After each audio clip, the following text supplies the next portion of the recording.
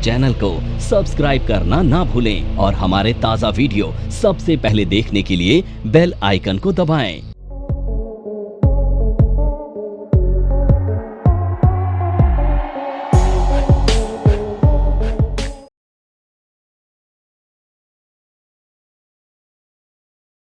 अब ये other factors में सबसे पहली चीज़ जो मैं आपको बताऊंगा ये है स्कैम। देखो भाई, स्कैम कभी भी अच्छे तो समझे जाते नहीं और ना ही अच्छे माने जा सकते हैं। स्कैम दो तरह के हो सकते हैं। पहला, कंट्री में स्कैम होते हैं। हमारी कंट्री में 2006 में आपने देखा, 2006 से 8 में कोलगेट स्कैम हुआ, 2G 3G स्कैम हुआ, देखा ना आपने, कॉमनवेल्थ गेम, बहुत सारे स्कैम हुए। पर ये जो 2G 3G स्कैम था और कोलगेट स्कैम था, ये बहुत बड़े स्कैम थे।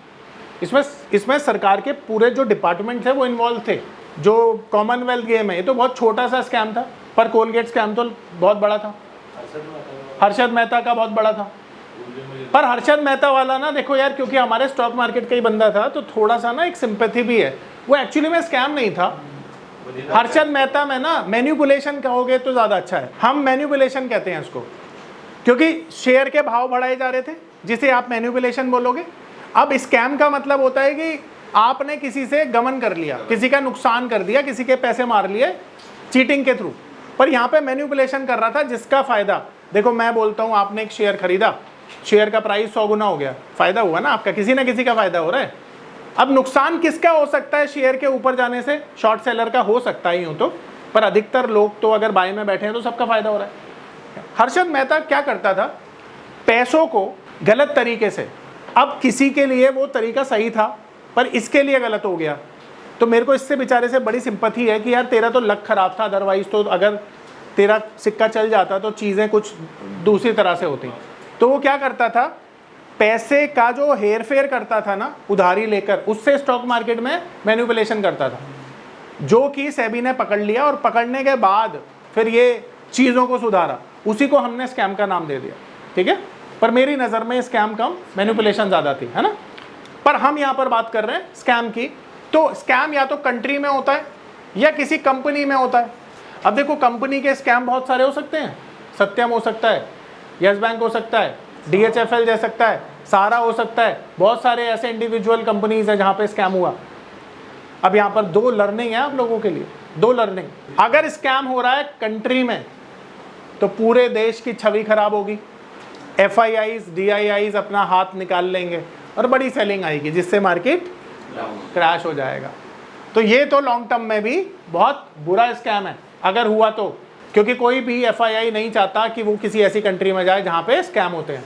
अगर स्कैम है कंपनी में तो ये बेहतर सिचुएशन नहीं है, पर पूरी मार्केट की तुलना में यहाँ पर डेंट थोड़ा कम लगेगा, कंपनी में ही लगेगा। देखो, यहाँ तो पूरा स्टॉक मार्केट क्रैश होगा, पर यहाँ पे कंपनी का शेयर का प्राइस ही क्रैश होगा। अब यहाँ पे लर्निंग क्या है, पहले तो यहाँ की लर्निंग की बात कर लेते हैं। तो जब किसी कंट्री में स्कैम होता है तो आपको टेम्परेरी पैसा निकाल लेना है और सारी चीज़ों को सेटल डाउन होने देना है। मार्केट या तो इतना करेक्ट हो जाए कि वहाँ पे फर्दर करेक्शन की गुंजाइश ना हो तो पैसा डिप्लॉय कर दो, या अगर शॉर्ट टर्म में तुम्हें लगता है मार्केट का बॉटम हो गया तो फिर कर दो। पर टेम्परेरी मार्केट के लिए ये कंडीशन अच्छी नहीं है तो मार्केट काफ़ी गिर सकती है, ठीक है। तो कभी ऐसा होता है तो आपको पता है क्या करना है। अब अगर कंपनी में स्कैम हुआ तो कंपनी का स्कैम इसकी तुलना में काफ़ी छोटा माना जाता है, पर उस कंपनी के लिए, शेयर होल्डर्स के लिए बहुत बुरा माना जाएगा। देखो, मेरा पर्सनल एक्सपीरियंस है, जिस भी कंपनी में स्कैम हुआ है ना, उनके शेयर के प्राइस डबल डिजिट में जाते हैं। 1000 रुपये का शेयर 100 रुपये के नीचे जाएगा तो 90% तो कैपिटल इरोड होगा। तो यहाँ पर दिल पे पत्थर रखकर 10-20% का लॉस ले लो यार, क्या दिक्कत है। और जब मार्केट में शेयर का प्राइस 10% ही मतलब बचे, यानी 90% तक करेक्ट हो जाए, थोड़ा बहुत री इन्वेस्ट कर दो, क्योंकि वहाँ से अगर वो मान लो 4-5 गुना हुआ तो आपकी कुछ रिकवरी हो जाएगी, ये हो सकता है। और हमने देखा ऐसा होता है अच्छे शेयर्स में। वैसे शेयर्स अच्छे नहीं होते हैं, जब कॉर्पोरेट गवर्नेंस का इशू ही आ गया तो काहे के अच्छे, पर हमने देखा है कभी पेनी स्टॉक बन जाए वो शेयर तो रिकवरी वहाँ से ज़रूर लेते हैं और कुछ रिटर्न मिल जाता है। तो मैं बोलूँगा नहीं कि आप ऐसे शेयर्स में इन्वेस्ट करो, मैं आपको सिर्फ ये बोलूँगा ऐसे शेयर्स में करना क्या है, यानी आपको एग्जिट लेना है और आपने इमोशन को पूरी तरह से कंट्रोल करके अपने दिल पर पत्थर रखकर अपना कैपिटल प्रोटेक्ट करना है, ठीक है। आ रही मेरी बात समझ में? तो ऐसे टाइम पर ये करना है। दूसरा फैक्टर होता है रेटिंग एजेंसीज और ब्रोकर्स रिपोर्ट। अब रेटिंग एजेंसी कौन होती है? इकरा, क्रिसिल, मूडी, S&P 500, ये रेटिंग एजेंसी है। रेटिंग एजेंसी का काम होता है दुनिया की इकोनॉमी को रेट करना, ठीक है, और ब्रोकर्स का काम होता है किसी पर्टिकुलर शेयर पर रिपोर्ट निकालना, अपग्रेड करना, डाउनग्रेड करना। अब मुझे एक बात बताओ, एक बड़ा ब्रोकर जैसे मोतीलाल ओसवाल, उनके पास मान लेते हैं 2 करोड़ डीमैट अकाउंट होल्डर है, तो वो एक रिपोर्ट निकालते हैं XYZ का टारगेट डबल का दे रहे हैं, तो बहुत सारे जो उनके बायर्स होंगे, जो इन्वेस्टर्स होंगे, वो शेयर को बाय करेंगे इस रिपोर्ट के बाद, तो मार्केट में उस शेयर का प्राइस कहाँ जाएगा, इंक्रीज होगा। इसी तरह से रेटिंग एजेंसी जब किसी कंट्री को डाउनग्रेड कर देती हैं तो पूरा मार्केट नीचे जाता है, और अपग्रेड कर देती हैं तो ऊपर जाता है, क्योंकि इनकी रिपोर्ट को देखकर बहुत सारे FIIs उस कंट्री में पैसा लगाते हैं। तो यहाँ पे लर्निंग क्या है, इन दोनों के अगेंस्ट में शॉर्ट टर्म में काम नहीं करना। शॉर्ट टर्म में हम वही काम करेंगे जो ये सजेस्ट कर रहे हैं, क्योंकि शॉर्ट टर्म में जो मूवमेंट आती है वो इनके द्वारा ही आती है, जो ये बोलते हैं, तो ये मार्केट को शॉर्ट टर्म में काफ़ी इन्फ्लुएंस कर देते हैं। ठीक है, आ रही है मेरी बात को। अब यूं तो ये जो फैक्टर है ये एक पैरामीटर है रेशोज का, पर ये मैं यहाँ पर इसलिए करा रहा हूँ ताकि ये इकोनॉमी से रिलेटेड है, क्योंकि इसलिए मैं यहाँ पे करा रहा हूँ उसको। बाकी कंपनी से रिलेटेड तो मैं आगे पढ़ाऊँगा आपको। अब ये मार्केट पी से हमें पता चलता है कि मार्केट कितनी महंगी है या कितनी सस्ती है। तो सबसे पहले समझते हैं पी क्या होती है। देखो निफ्टी 50 पर इसे अप्लाई किया जाए तो आप ये समझ लो कि निफ्टी 50 की जो टोटल मार्केट कैपिटलाइजेशन है, जब हम उसको उसकी अर्निंग से डिवाइड कर देंगे तो जो भी वैल्यू निकल के आएगी वो मार्केट पी कहलाएगी। ठीक है, अब ये मार्केट पी का नॉर्मल 3 तरह से मार्केट पी देखी जाती है। देखो अगर मार्केट पी है 18 से 20 तो ये एक्सट्रीमली चीप वैल्यू है, यानी यहाँ पर बहुत अच्छी इन्वेस्टमेंट कर सकते हो, ये बहुत अच्छी वैल्यू है, यानी एक्सीलेंट या गुड बोल सकता हूँ मैं इसको, यानी ये गुड वैल्यूएशन है। यहाँ पे आप इन्वेस्टमेंट के लिए आंख बंद करके पैसा लगा सकते हैं। देखो जब मार्केट में कोई वैल्यूएशन आती है तो आप दुनिया से पूछते हैं अरे यार मार्केट और कितना गिरेगी, आप पूछना बंद कर दोगे ना। जब भी मार्केट आपको इस वैल्यूएशन पे मिले, बिना किसी से पूछ के पैसा लगाओ ना, पैसा बनेगा। अब दूसरी चीज़, जब भी 27 से 30 का पी होगा तो ये वैल्यूएशन एक्सपेंसिव होती है, तो यहाँ पर इन्वेस्टमेंट तो नहीं करना है। क्या यहाँ पे इन्वेस्टमेंट करोगे? इन्वेस्टमेंट करोगे तो मार्केट नीचे जाने के चांसेस हाई होंगे, तो हमें अवॉइड करनी है इन्वेस्टमेंट। ठीक है, तो ये समझ में आ रहा है कब पैसा लगाना कब नहीं लगाना, इसे देखकर हम ये काम कर लें। इंडिया विक्स, देखो इंडिया विक्स आपको बताता है कि मार्केट कितनी वॉलेटाइल रह सकती है। ठीक है, इसकी नॉर्मल वैल्यू कितनी होती है? 10 से 12 ये नॉर्मल वैल्यू है आजकल। ठीक है, 15 से 17 थोड़ी हाई वैल्यू है, हाई वॉलेटिलिटी, और 18 और अबव वेरी हाई। अब मैं आपको ना एक ऐसी चीज़ बताने जा रहा हूँ जो आपको ना बहुत बड़ा पैसा कमा के देगी। कैसे? अभी इंडिया विक्स की वैल्यू कितनी है? 12। ठीक है, ध्यान रखो। अब इंडिया विक्स यहाँ से ऊपर जा सकता है, नीचे भी आ सकता है, पर नॉर्मली 10 के नीचे बहुत कम सस्टेन होता है, 10 तक आके फिर से ऊपर चला जाता है। पहले तो ये समझ लेना ये मार्केट के साथ ना इनवर्सली प्रोपोर्शनेट होता है। जब ये ऊपर जाएगा तो मार्केट नीचे जाएगी, जब ये नीचे जाएगा तो मार्केट ऊपर जाएगी। अब इसका अर्थ ये है कि मार्केट अगले 30 दिनों में इतना वॉलेटाइल रह सकती है। अगर मान लो 12% का या 12 की इसकी वैल्यू आ रही है तो इसे परसेंटेज टर्म में देखो, अगले 30 दिनों में मार्केट 12% ऊपर नीचे जा सकती है। तो 12 ज़्यादा होता है या 18 ज़्यादा होता है? तो 18 का अगर यहाँ पे IV हम देखें, ठीक है, इंडेक्स के केस में इंडिया विक्स अगर 18 पे चल रहा है तो मार्केट अगले 30 दिनों में कितना % नीचे जा सकती है? तो रिस्क कहाँ पर ज़्यादा होगा, यहाँ पर या 18 पे? अब ये पैरामीटर मैंने खुद अपनी मेहनत से निकाला है, किसी किताब में नहीं मिलेगा आपको, इसलिए ध्यान से समझिएगा। जब भी इंडिया विक्स 18 के ऊपर क्लोज कर दे तो वहाँ से मार्केट करेक्ट होती है, नीचे जाती है। सारी बात समझ में? और अगर 18 के नीचे कर दे तो रैली आती है, अगर बिलो 18 कर दे तो मार्केट में रैली आती है। प्रूवन है, जब भी ऐसा आएगा किसी से पूछना मत मार्केट कहाँ जाएगी, तुरंत प्रभाव से काम कर लेना, समझ में आ जाएगा पैसा कैसे बनेगा। बोलो कितना आसान कर दिया। अब इससे आसान क्या हो सकता है बताओ? Insider activity. तो इनसाइडर क्या होता है? एक ऐसा व्यक्ति जिसे कंपनी के बारे में कुछ अनपब्लिश इन्फॉर्मेशन पता है, जिसका यूज़ वो अपने फ़ायदे के लिए कर रहा है, वो इनसाइडर है। और सेबी की नज़र में एक क्राइम है, अगर कोई भी व्यक्ति ऐसा करता हुआ पकड़ा गया तो उसे भयंकर सज़ा मिल सकती है। अब देखो normally India is a country of जुगाड़, आप कहते हैं हर चीज़ होती है इंडिया में, पॉसिबल है, बड़े लोग ये करते भी होंगे, मेरे पास कोई इसका सबूत नहीं है। अब अगर बड़े लोग ऐसा करते हैं पर हम तो उतने बड़े नहीं है ना, हमें कैसे पता चलेगा अपने ज्ञान के माध्यम से कि इनसाइडर हो सकता है कोई? तो अगर कोई खरीदी कर रहा है तो वो वॉल्यूम से ही तो पता चलेगा। मान लो अगर किसी शेयर का नॉर्मल डे में जो वॉल्यूम होता है ना वो होता है 5 लाख, और आज अचानक से उसका जो वॉल्यूम हुआ ना वो हो गया 50 लाख। तो अब ऐसे कौन है जिन्होंने 50 लाख शेयर खरीदे हैं और क्यों खरीदे? बताओ। इसलिए खरीदे हैं क्योंकि उसके पास कोई इनसाइडर इंफॉर्मेशन है। हो सकता है ना ऐसा? तो इनसाइडर की पहचान आप वॉल्यूम से कर सकते हैं। इसीलिए मुझे बहुत अच्छी बात चार्ल्स डाउ साहब की लगी कि उन्होंने बोला कि कोई भी पैटर्न जब तक वॉल्यूम बेस्ड कंफर्म ना हो वो ऑथेंटिक नहीं हो सकता। और मैं पूरी तरह से सहमत हूँ और अपने स्टूडेंट को हमेशा ये बोलता हूँ कि जब भी वॉल्यूम बेस्ड कोई भी चीज़ कंफर्म्ड होती है तो वो ज़्यादा ऑथेंटिक होती है। तो यहाँ भी वॉल्यूम से आप इनसाइडर को पहचान सकते हैं। अब देखो मैं इसका प्रैक्टिकल बता रहा हूँ आपको। देखो गूगल बाबा पे हम जाएंगे, गूगल बाबा हमें सारी चीज़ें बताता है, ये भी बता देगा। तो सबसे पहले हम यहाँ पर सर्च करेंगे, क्या सर्च करेंगे? Market P, today market P ratio, ठीक है, ये आ गया। तो देखो यहाँ पे बहुत सारे आपको मिल जाएंगे पी। तो मैं यहाँ पर हिस्टोरिक का भी दिखा देता हूँ आपको और वैसे भी पता चल जाएगा। तो देखो अभी जो मार्केट का पी है वो कितना है निफ्टी का? 22.32, ये निफ्टी का मार्केट पी है करंट, ठीक है। तो जब भी मैंने आपको बताया 27 या उसके पास जाएगा आपको इन्वेस्टमेंट नहीं करनी है। इन्वेस्टमेंट हमेशा लोअर पी पे होती है, ठीक है। आ रहा है ना समझ में? चलो ये भी समझ में आ गया।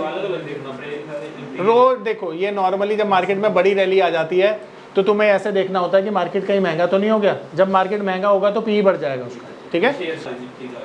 सिर्फ निफ्टी का, शेयर का मैं शेयर के उसमें बताऊंगा। अभी ये टेक्निकल चार्ट है।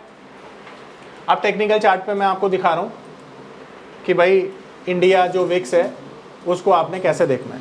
देखो ये इंडिया विक्स का चार्ट है आपके सामने, ठीक है। अब इंडिया विक्स कितने पे चल रहा है? देखो अभी 12 पे चल रहा है, पर हमें क्या चाहिए? हमें तो 18 के ऊपर या नीचे चाहिए। तो देखो इस बारी क्या हुआ, इस बारी 18 के ऊपर कहाँ गया? ये 18 के ऊपर क्लोजिंग दे दी। डेट देखो जरा कौन सी है, 13 मई। तो 13 मई को हमें सिग्नल मिल गया था कि अब हमें बाइंग में नहीं रहना है, 13 मई। अब 13 मई का निफ्टी का चार्ट देखते हैं, पर इसका एक्सेप्शन क्या होता है कि इलेक्शन पर इसे अप्लाई नहीं करेंगे, क्योंकि इलेक्शन पे तो हर बार ही ऊपर जाता है। तो हमें देखना पड़ेगा इलेक्शन के अलावा। तो इसके अलावा देखेंगे तो हमें पीछे से देखना पड़ेगा कभी। तो फिर से इंडिया विक्स जाते हैं। तो इसका एक एक्सेप्शनल है कि हम इलेक्शन पर इसे नहीं देखेंगे। अभी देखो ऊपर नहीं जा रहा है, वहीं से नीचे आ रहा है। ये देख यहाँ पे मिलेगा। तो हमको मैं यहाँ पे चेक कराता हूँ, 2 जगह देखिए, यहाँ पे पहले और फिर नीचे आएगा। तो पहले यहाँ पर चेक कर लो, ये ऊपर क्लोज हो गया। यहाँ पे डेट चेक करो एक बारी। देखो 21 जनवरी 2022 को हमें सिग्नल दिया इसने। तो हमें अब निफ्टी का चार्ट देखना है 21 जनवरी 2022 का। तो 21 जनवरी ढूंढो भाई, कहाँ पर है? पीछे है। अच्छा 21 जनवरी 2022 ना, यहीं पे होगा। ये देखो, ये देखो, ये नहीं,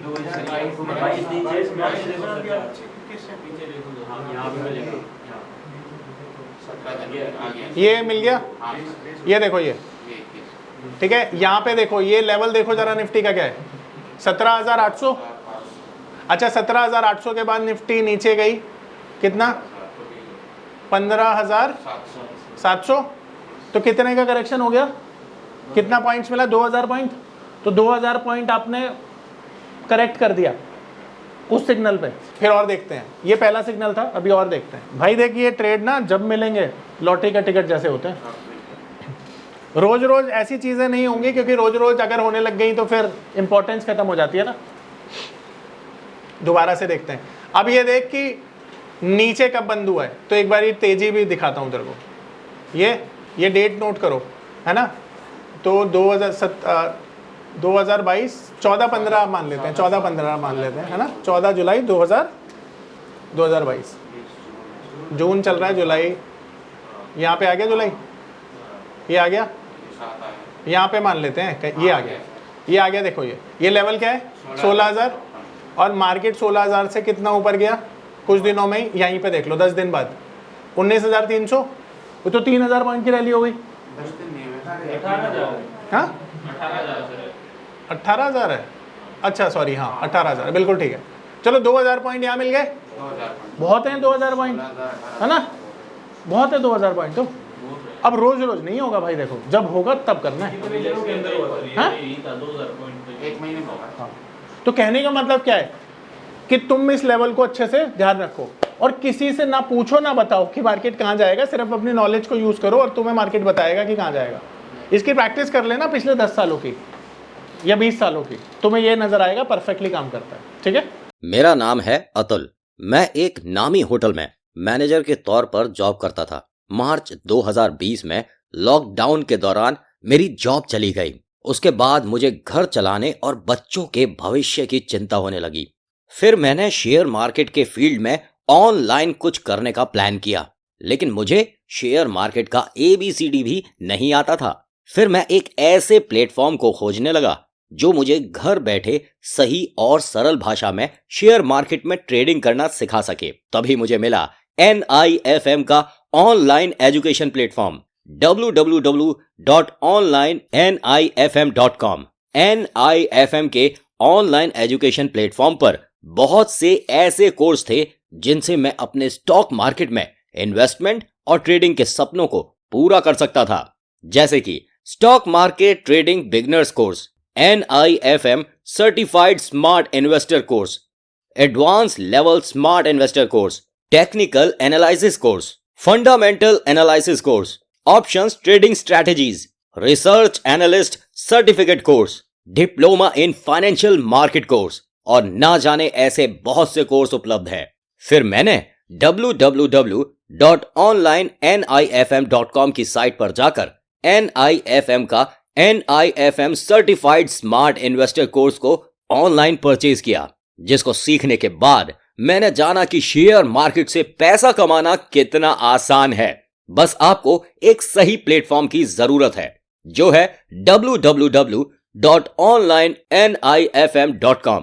NIFM के ऑनलाइन प्लेटफॉर्म की वजह से मैंने लॉकडाउन के दौरान शेयर मार्केट से अच्छी इनकम भी जनरेट की। थैंक्स NIFM, जिसकी वजह से आज मैं एक होटल मैनेजर से प्रोफेशनल ट्रेडर बन पाया। कॉल 8588868475 और विजिट www.onlinenifm.com।